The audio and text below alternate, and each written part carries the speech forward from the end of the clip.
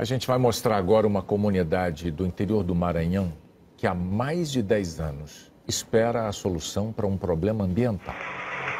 Dessa mobilização? Na verdade, aqui quem está à frente é as pessoas, né? Tem muita gente do Piquete de Baixo, a Associação de Moradores está aqui, né?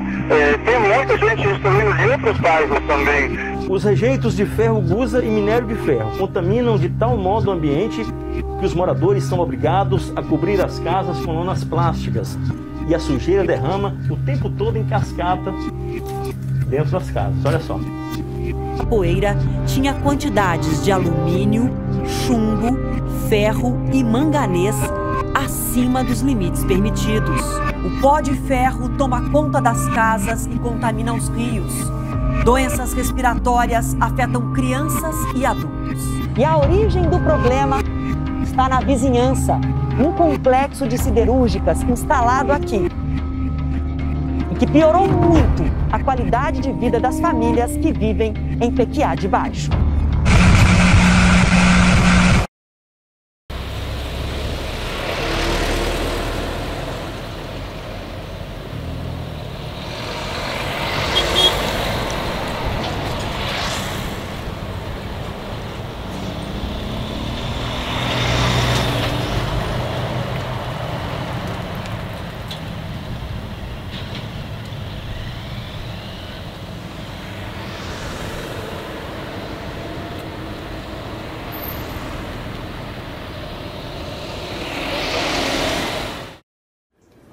Quando os primeiros moradores vieram aqui, eles tinham um sonho. Eles fugiam, na maior parte dos casos, de regiões secas do Nordeste em busca de cultivos e de futuro para suas famílias. Encontraram nessa região, particularmente ali no Piquete de Baixo, com a lagoa, o rio, os açaís, uma região fortemente rica de potencialidades de futuro. E, claro, não que eles... que lhes faltasse limites e problemas, mas tinha um projeto de vida, eu penso, pelo tamanho de suas famílias e de suas perspectivas, não tão agressivo como aquele que se instaurou depois. E se estabeleceram. Piquete de Baixo foi o primeiro povoado da região, tanto é que a escola tem a minha idade, de 1972, sendo que as empresas se instalaram a partir de 88, por aí. Depois chegou esse que eles chamam a serpente de ferro, esse monstro, o dragão de aço, como eles dizem, com o trem e a poluição que cercou praticamente o trem de um lado, as empresas do outro e o povoado ficando assim meio que sufocado, né? Com as empresas literalmente cuspindo fogo nos quintais das famílias. Eles usam essa expressão que não é metafórica, eu tenho visto imagens disso, roupa queimada e tudo.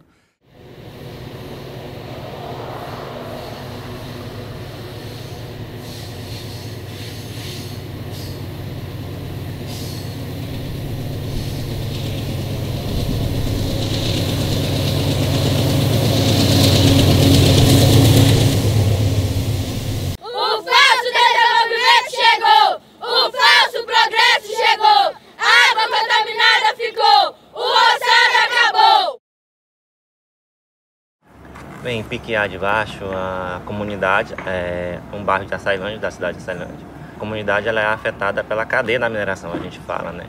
Porque passa por aqui a estrada de ferro Carajás, e aí tem um entreposto de minério da Vale, que fornece, né, minério de ferro para as siderúrgicas, que há anos atrás chegaram a ser 5. Hoje a gente tem aí uma siderurgia ativa e mais um polo de aço, né, que é a aciaria. Então, além disso, também tem uma fábrica de cimento aqui próxima à comunidade. Isso tudo no meio, assim, a comunidade fica no meio, enquanto fica de um lado a estrada de ferro, do outro lado a siderúrgica, do outro lado um polo químico da Petrobras, então o entreposto de minério da Vale. Então a comunidade fica bem no centro, né? Aí passa por essa dezena de fatores industriais que prejudicam também um pouco o modo de vida das pessoas, né? Antigamente aqui era mais verde, era mais mata, tinha uns pés de pau aí, mas com a chegada ali da indústria que botou um ponto de britador que quebra a escória, que é o rejeito das indústrias, aí a poluição quando vem pra cá, quando o vento cai todinho pra cá. Aí, como pode ver, a coloração das plantas é tudo amarelada, que não tem aquela cor verde dela mesmo. A não ser quando dá uma chuva, mesmo tempo deles, mas mesmo assim não é aquele verde vivo. Tenho 34 anos, nasci aqui. Meu pai se criou aqui também, a minha avó, todos se criando aqui no Piquiá. A minha avó contava que eles chegaram primeiro. Os moradores chegaram aqui. A primeira escola aqui de Açailândia foi aqui no Piquiá de Baixo, na década de 70. Aí só tinha alguns moradores. Aí só vivia de agricultura. Aí chegou a primeira indústria, que foi a Vale, trazendo seus ferros aí para fazer a linha do corredor dos Carajás. Aí depois chegou as indústrias, o ferro, derreteu o ferro. Aí foi assim. De acordo com os anos, foi acabando com a paisagem que se vivia só de roça, que é a riqueza, que nós estamos rodeados de água. Aqui passa o chamado Córrego do Mosquito, se deságua no rio Açailândia. Aí logo atrás tem o rio Pindaré, que é o extremo grande do rio. Aqui é visado pelos grandes negócios, como a agricultura, e nas indústrias que eles precisam é só de água. E quem se deu bem parcialmente foi as indústrias. Somos feitos de rio, somos água do mar. Não, daí não. O banho que nós temos aqui foi sempre o alternativo. Quando acaba a água, quando a bomba queima, sempre nós escapamos pro brejo. Aqui é o lazer, a brincadeira, é a lavação de louça das mulheres de casa. Até nós mesmos banhar, terminado o serviço, nós vamos para cá se banhar. Aqui é o tudo para nós aqui. Desde o começo sempre foi assim. Aí agora a situação que nós encontramos é assim, poluído. No finalzinho da tarde, quando para de ventar, você pode até passar a mão em cima, que você vê a camada de poluição que fica.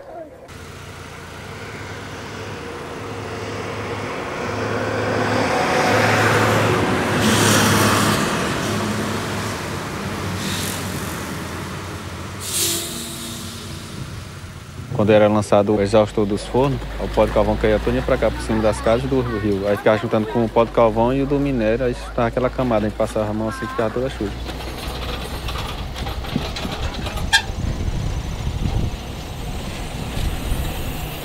Então, ele faz a medição de particulados, né? São as partículas em suspensão no ar, que a gente não consegue ver, mas elas estão, né?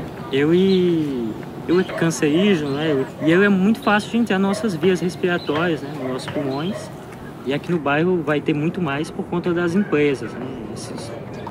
2016 a gente fez 6 meses de medição e deram resultados alarmantes, né? Deram dados 2 vezes maiores do que o recomendado pelo OMS. Então, cerca de 20 microgramas, né? Sendo que o recomendado é 10 pela OMS. E em 2020 e 2021, a gente fez novamente 6 meses de medição e foi feito um relatório para isso. E aí o valor aumentou, né, para 21 microgramas. Né? Ou seja, a situação não mudou, né? Ela continuou aumentando, mesmo apesar dos anos, né? E apesar também de outras indústrias não estarem mais no bairro. A siderurgia mexe com ferro líquido para fazer o ferro gusa, que vai ser o processo bruto dele. Aí já vem para serraria, essas coisas, para fazer o processo de prego, arame, essas coisas. Em cima ali tem um britador. Todo o rejeito que é produzido lá, eles trazem para cá do minério, misturar com vários produtos, produto químico, aí são derretidos. Aí por cima fica só o rejeito, que é a escória, e por baixo desce o ferro líquido. A escória é o rejeito total do ferro. A fuligem é o pozinho mais fino que tem da escória. A fuligem toda quando vem para venta, vem pelo ar que vem soprando. A cimento verde é o processo do cimento. Mas eles compram o material bruto de Barcarena, Pernambuco, traz para cá e é produzido aqui. Aí a poluição aqui é total.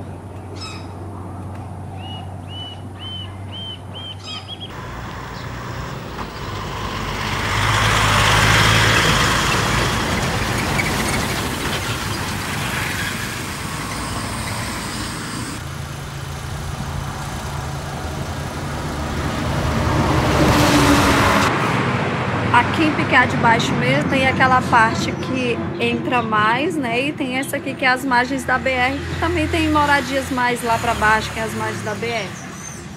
Mas só eu tenho 27 anos.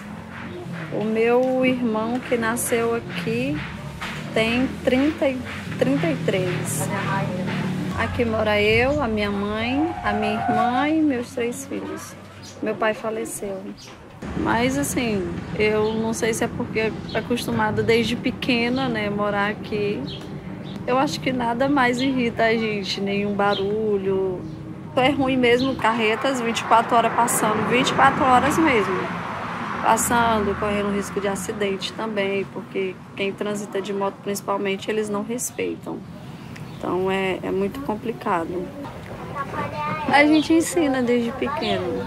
A gente tem que ensinar. O Theo, se a gente não segurar ele, ele já quer subir para a pista. Mas a gente tem que ensinar, né? Porque já aconteceu morte aqui. Já aconteceu morte lá no finalzinho mesmo da rua. Tinha umas crianças brincando de bola. E aí a bola foi para o meio da pista. O menino correu para pegar ela e na volta o carro pegou ele em cheio. Aqui mais embaixo também já aconteceu outro acidente que matou outra criança. Então, o que eu lembro, acho que foram 2 crianças que foram mortas. O ano passado, acho que foi esse ano já que morreu o filho da Dona Rosa também, barroada de carro. Só que ele estava de moto, já era adulto, né? Estava de moto, ia saindo e a caçamba pegou ele em cheio. Já aconteceu vários acidentes, sim. Antes era um estacionamento de gaiolas, né? E aí ficava muita gaiola de carvão, ficava o que eles chamam de cebolão, que carrega cimento também. E aí depois disso, eles usaram esse espaço para colocar rejeitos. A amônia é o material incandescente do ferro. E aí esse material sai de lá ainda com fogo e eles trazem numa caçamba e jogam aí. Aí depois de um certo tempo, depois de muita reclamação, eles construíram um muro. Mas agora não, agora ninguém passa. Mas antes era uma passagem muito livre, também por conta de ferro, né? Que as pessoas passavam para ir catar ferro, para vender, pegar carvão na munha, que é o material incandescente que já matou algumas pessoas daqui, moradores daqui da comunidade.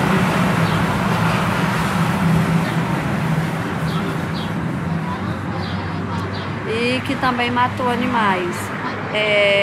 Fora esse material, tinha um outro material também que parece a borra de café.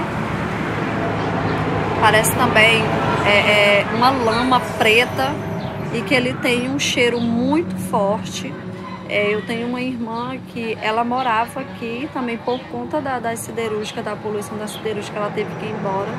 Tem quase 10 anos que ela mora em São Paulo. Ela tem uma doença chamada lúpus e várias outras doenças também que ela tem, vários outros problemas. Então, por causa disso, ela teve que ir embora. Então, quando ela vem pra cá, ela sempre sente esse cheiro. Ele é muito forte. Ela tem rinite, sinusite, também ataca e ela fica assim, desesperada. Ah, se eu pudesse levar meu rio daqui, mas não posso. A ausência de ter uma educação com mais estrutura para a escola, necessita de mais estrutura, necessita de um posto de saúde melhor, que seja realmente ativo.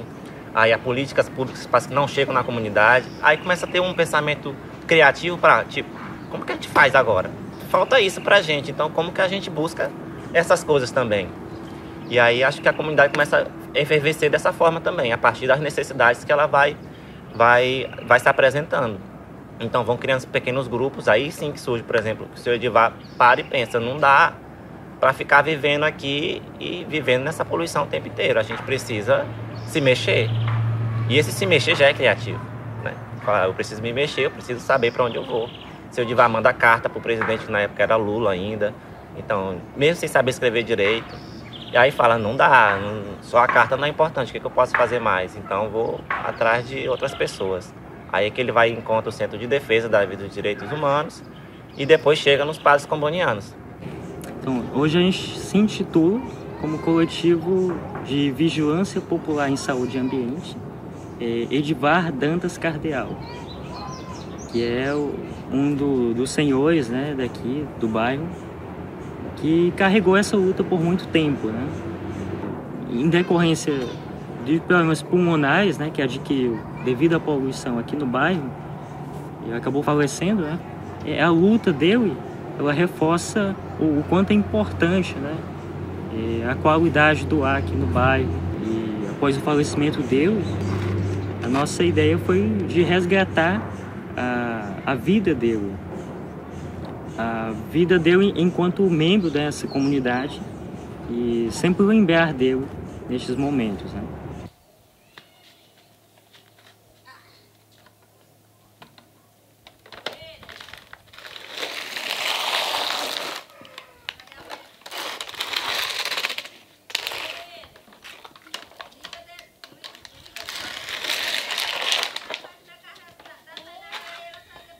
Nós temos 3 coisas que fizemos, né, ao longo do processo, desde 2016.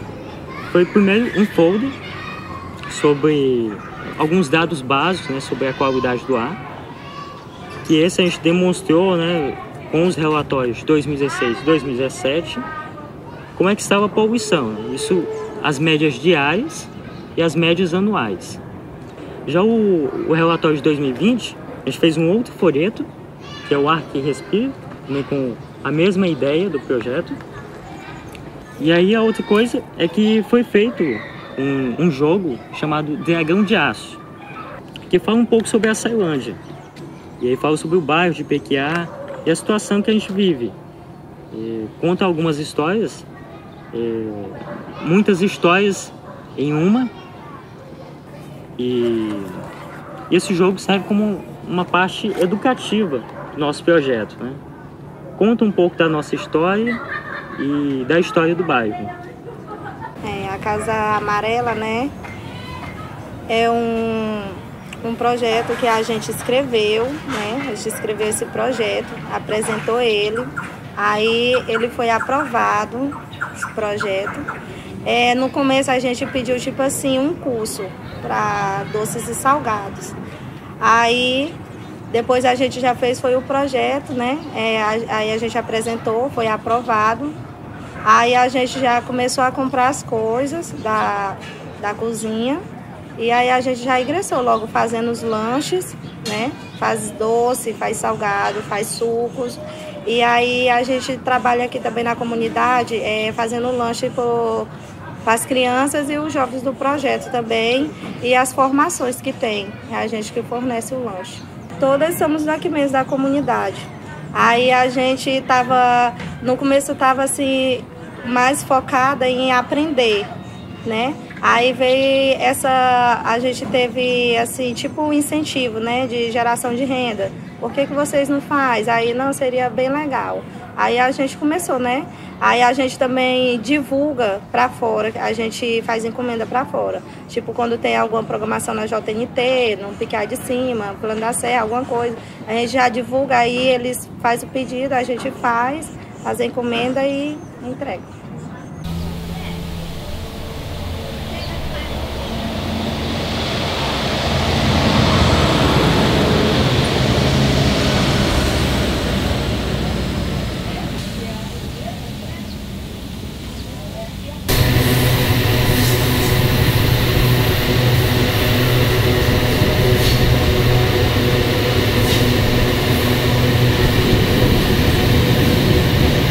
Tudo que acontece no bairro, o fortalecimento comunitário tá a par das situações que acontecem, né? Tanto coisas boas como coisas ruins, como teve o surto, né, das coceiras, né? Aí teve aquele processo todinho, trouxeram o médico aqui para a escola.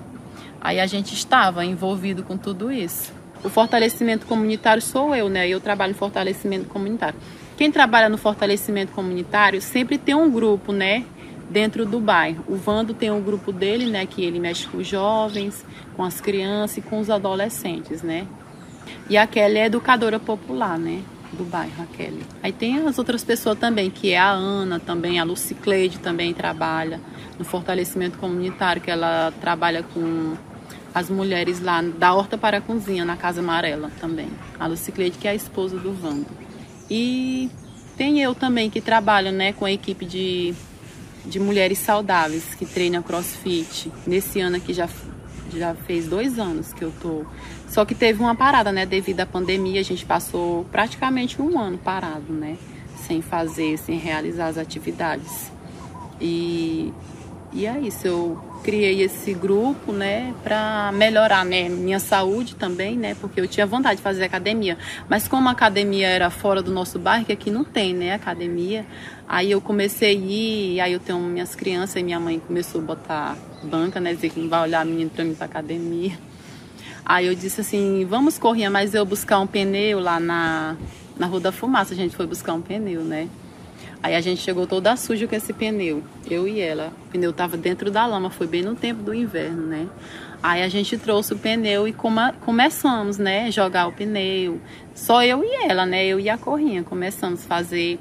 Aí começou a vir as mulheres, né, as mulheres vinham, se juntavam com a gente. E hoje a gente já tem um grupo maior, né, um grupo que tem mais de 15 mulheres, um grupo de CrossFit.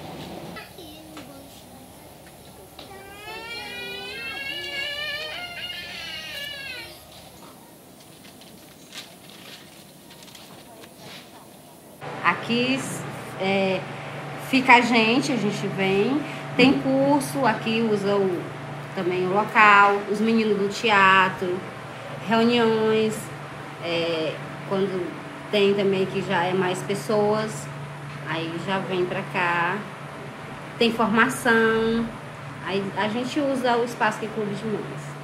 Uma faz roupa, aliás, todas fazem, né? Mas aí quando uma faz o que quer, aí a outra já faz tapete, aí tem as saídas de banho. E a Dona Neguinha, Dona Francisca, mas a gente está chamando Dona Neguinha. Ela trabalha de casa, aí a gente só recebe as encomendas, aí manda para ela, as outras que não podem vir. A Alessandra também, que fica mais pela parte da roupa. Eu já fico mais assim pela parte da costura, que eu me desempenho mais. Aí as outras é como vocês estão vendo, cada um faz um pouquinho de cada coisa. Aí aqui o trabalho de todas.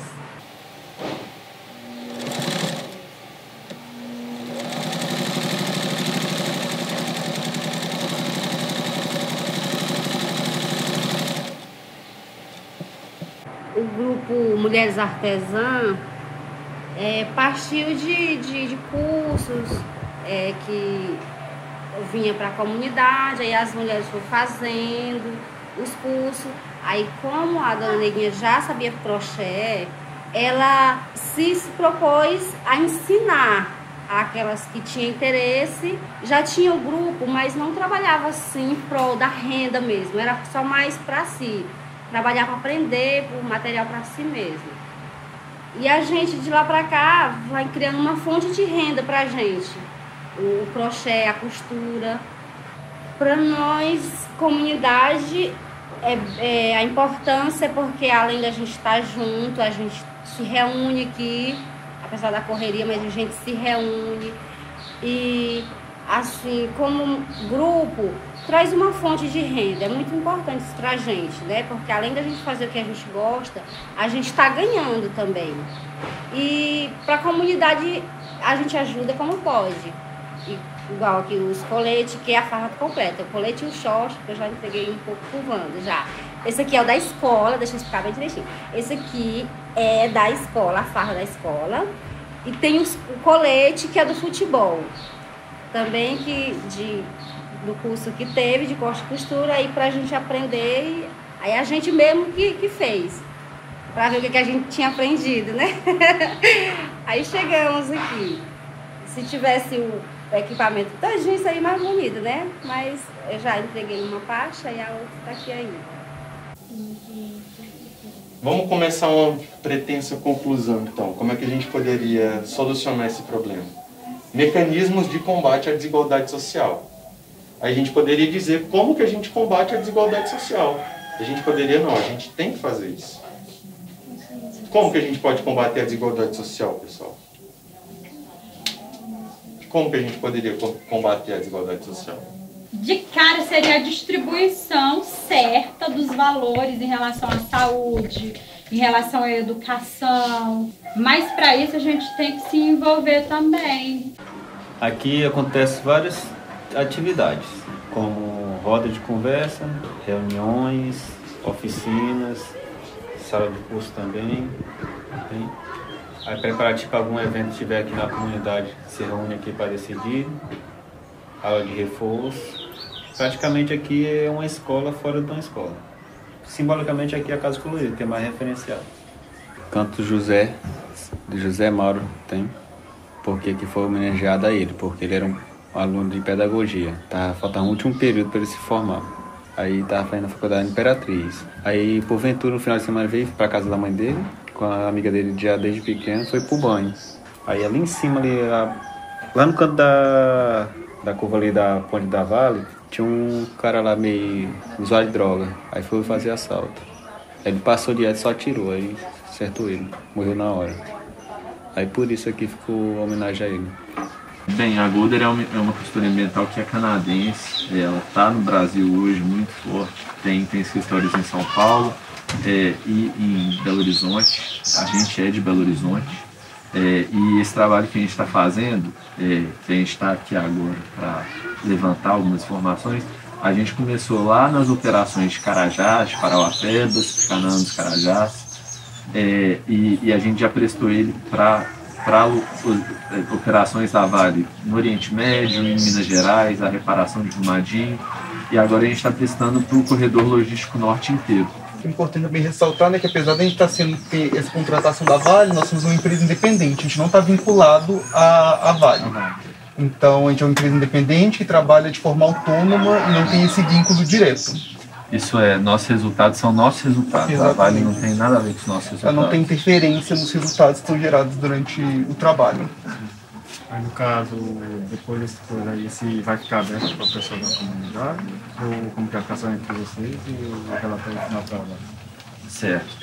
A gente está aqui contratado pelo corporativo da Vale que atua no Rio de Janeiro. Sim. A gente não está aqui contratado pela diretoria da Estrada de Ferro, a gente não está aqui contratado pelas usinas lá de Carajás, a gente está pelo global da Vale, que está pedindo para a gente rodar nas unidades.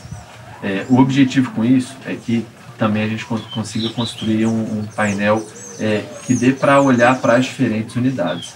O resultado ele vai ser divulgado interno às gerências da Vale. Não a perspectiva da socialização dos resultados é através dos RCs, que fazem já esse papel de entre comunidade e Vale, né? Que é a política, né? Ele quer fazer como pode dizer, uma conversa, entre aspas, porque eles querem realmente saber o que está acontecendo aqui, para saber realmente a vida dos moradores do PQA de baixo, como está se lidando com esse problema que está sendo a poluição. Para eles não tem mais poluição, mas no finalzinho da tarde, a dona de casa é que sofre, porque nos móveis, essas coisas assim, ainda consta poluição. Aí eles alegam que, por causa das empresas que estão parando, a extração de ferro que eles passam por aí não está afetando aqui a comunidade, mas estão afetando sim. A gente não tem autorização para isso, mas aí se a gente conseguir achar alguma outra forma, a gente pode conversar e tentar fazer. Mas é basicamente isso assim, que ela me passou, sabe? De outras vezes, outras empresas já vieram, a gente está gravando, ninguém nunca disse nada. Aconteceu uma conversa formal com a gente, aí nunca teve assim, de alguém dizer não pode. A gente sempre gravou, sempre teve os depoimentos gravados, aí por isso a gente pede desculpa. Eu sabia que não poderia ser gravado. Tudo bem, viu? Tudo bem. A gente pede desculpa. Enfim, obrigado pelo tempo, viu, gente? Tchau, tchau. Valeu.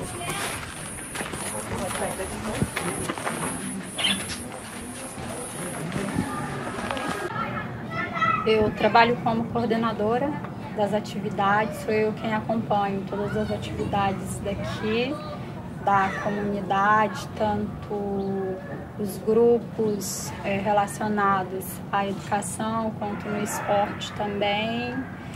Digamos que eu faço a ponte entre eles. Todos os grupos, a gente, após as atividades feitas com o pessoal da comunicação da Justiça nos Trilhos, elaborado o material para poder ser divulgado. A importância maior em relação a toda essa produção é isso, a gente se vê aqui porque tem que ter o registro de tudo que aconteceu. É o que confirma que houve sim uma manifestação por nossos direitos. Porque a gente sabe que a luta ela é contínua. Você participar e você falar, eu estive lá, eu participei daquilo, e você se vê realmente é uma coisa assim que fortalece. Fala, nossa, vale a pena estar lutando por aquilo. Esse material aqui eu acho ele bem interessante, porque estratégias da luta por direitos, a experiência de Piquiá de Baixo. Nós somos uma comunidade carente. E quando eu falo carente, tanto de infraestrutura quanto de conhecimento, mas um conhecimento, digamos assim, um conhecimento mais acadêmico, mas temos um conhecimento vivido, a nossa vivência. É visível a poluição aqui, o impacto ambiental? Sim, é visível sim, mas apenas eu falando é uma coisa, agora provando é outra. Nós sabemos que nós somos impactados, nós sabemos que temos que mudar isso, e é por conta desse conhecimento que a gente formou esses grupos e está fortalecendo esses grupos e leva esse conhecimento para outras pessoas também. Seja, como eu estou fazendo aqui, outros já fizeram, dando entrevistas, seja também nas formações que a gente também participa, falando sobre o que acontece aqui, ou então em outras viagens que muitos daqui já puderam estar levando toda a vivência daqui de Piquiá de Baixo, os impactos que são causados e tudo.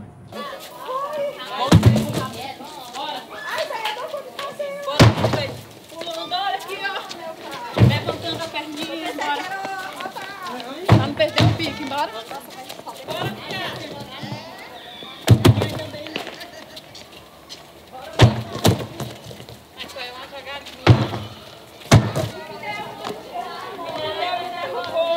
Tem que deixar uma chegar lá no final, porque pode fazer uma atrás da outra.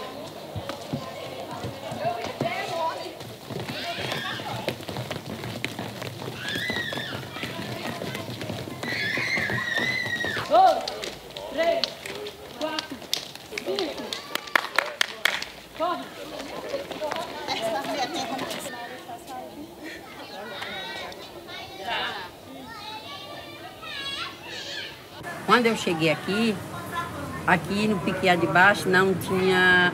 A Sailândia não era cidade ainda, não tinha energia, não tinha essa BR. Aqui era um bairro só de pessoas pobres que trabalhavam de roça. Quando eu cheguei, a Sailândia nem cidade ainda não era. E a gente sofreu muito depois que as empresas chegaram. Das empresas, nós morávamos aqui num cantinho do céu, nós tínhamos vida, nós tínhamos um rio que nós tínhamos aí limpo, que a gente bebia água desse rio. Era muito bom. Eu passei 30 anos só naquele mesmo lugar. Só que depois que as empresas chegaram, eu tive que sair, porque meu esposo faleceu e eu não tive mais como eu ficar dentro da casa, porque o pó de ferro é muito forte dentro da casa, pó de carvão, aí depois mais veio pó de cimento, de uma fábrica de cimento que fica ali no fundo do quintal. Aí eu tive que sair para não morrer também, porque eu adoeci, e aí minhas meninas já moravam no Piquiá de cima, aí me levaram para lá.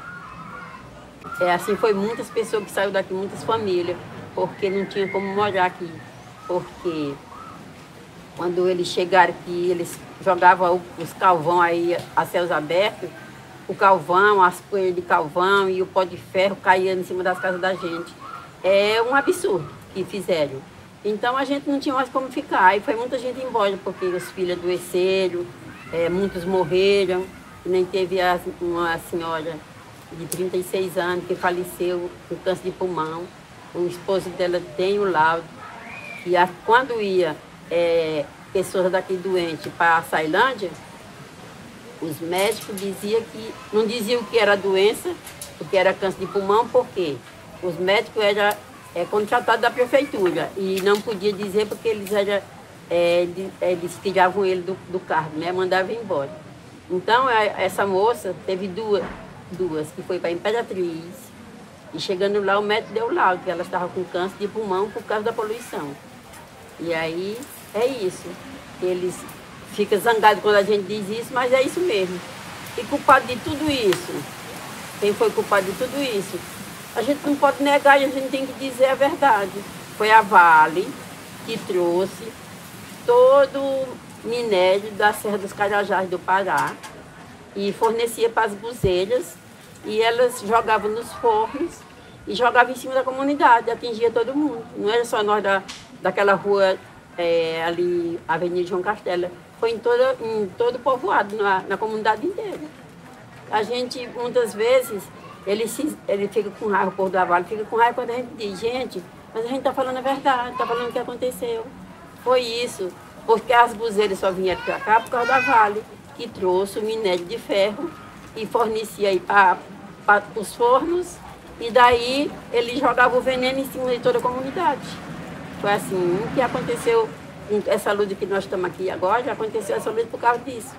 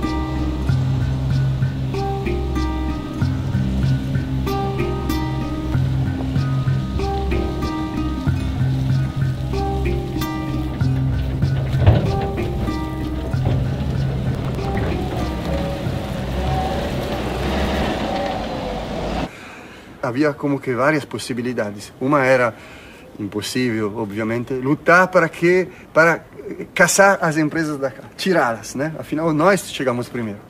Mas até o povo sabia que isso era impossível devido à desproporção de forças. O segundo era lutar para garantir uma convivência possível, portanto, mitigar as emissões, diminuir a poluição, etc. Mas eles achavam que não se conseguiria. E talvez eles tinham razão, porque se a gente for olhar hoje, passaram tantos anos, e ainda hoje a poluição dá para sentir na pele, nos móveis, nas casas, nos pulmões.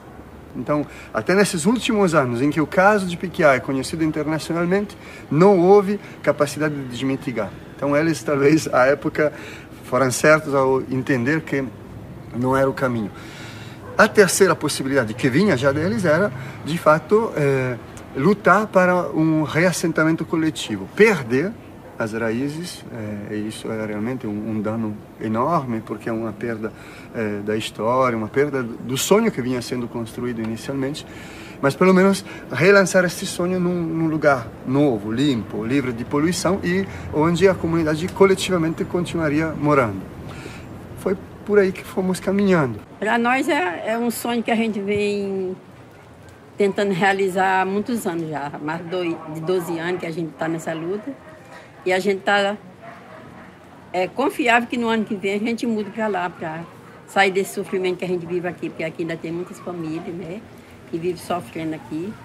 Aqui já tem mais pessoas aposentadas, porque os outros já saíram quase todos. E aí o sonho da gente é realizar aquele serviço e se mudar para lá e viver a vida, respirar um ar livre e viver a vida, só isso. Assim, para mim é uma alegria muito grande, mesmo que não tenha a pessoa que me incentivou, uma das pessoas que me incentivou a estar nessa luta, não esteja mais aqui, mas eu sei que de onde ele está, ele também deve estar muito feliz por conta disso, porque a gente continua lutando. Então isso a gente segue com a força daquelas pessoas que continuaram e daquelas que não podem lutar. A gente continua por conta deles, que é onde eu vou, eu digo que eu vou por conta dessas crianças que não sabem falar, vou por conta dos idosos que não podem estar onde eu posso ir. Então é por conta disso. O novo reassentamento traz essa perspectiva de uma vida digna, de um local fora da poluição, mas também sente a falta, sabe? Eu queria levar meu rio também, eu queria levar meu pé de manga, eu queria levar essas coisas que são de vivência, né? Que a gente não consegue transportar e criar no local. Ele vai se criando com a história, a partir do momento que vive. Mas Piquet traz essa perspectiva de falar também, olha, a gente vai mudar de local, a gente está perdendo algumas coisas, mas a gente quer agora um local que nos garanta dignidade, que seja bom para viver mesmo, que as casas tenham qualidade, que o bairro tenha infraestrutura, e a gente quer que os envolvidos e responsáveis paguem por isso. Eu acho que é isso que Piquet de baixo ensina. Quem viola tem que fazer a reparação.